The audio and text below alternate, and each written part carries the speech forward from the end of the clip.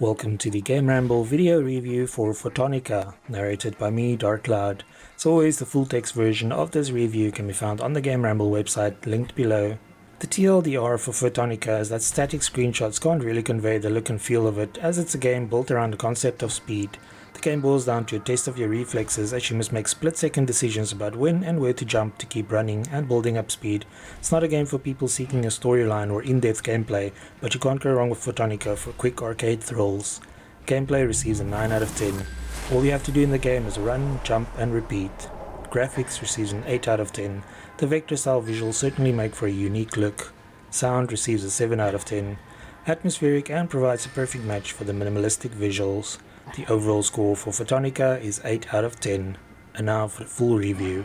FOTONICA doesn't even try to devise an excuse for why you're sprinting at breakneck speeds through a surreal vector landscape. Instead, it tells you running at 140 miles per hour is fun, see if you can handle it, and lets you get on with the task.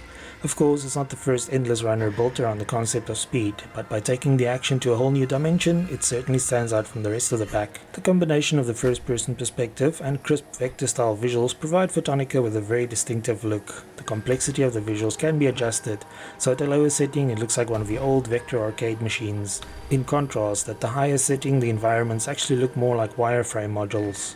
If you play on the most simple visual setting, you'll miss out on the mountains, buildings, forests, railroad tracks and roads, but since there's less visual clutter, it can also help you to do better and react faster. Each level is set in utter darkness, with only the glowing vector lines drawing you in, giving the game a sense of desolation. The white lines turn the golden yellow if you reach high speeds, but the minimalist use of color certainly helps with the hypnotic sensation of speed. Even the vector shapes of your arms visible as you run and jump can be disabled if you find it too distracting. While the environments might look complex to navigate, you only have to worry about using a single button. Forward momentum is maintained by holding down the button, and releasing it causes your runner to jump. While in the air, you can wait for your runner to descend or hold down the button to speed up the process. The latter is vital sometimes, otherwise you will overshoot the nearest platform and plunge into the void. Deciding when to speed up your descent or when to jump is often the most important decision you have to make in FOTONICA, and a single miscalculation can cost you your speed at best and lose you the level at worst.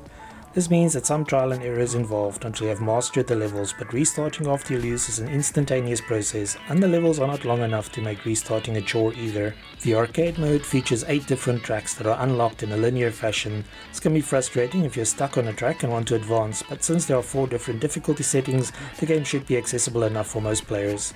The arcade levels features multi-layered designs, so it is possible to end up on lower platforms by accident or intentionally.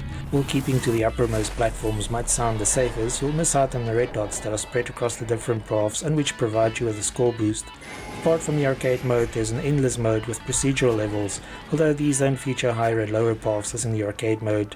Since the game is so easy to control, it can also be played in split screen via the versus mode, which supports up to 4 players.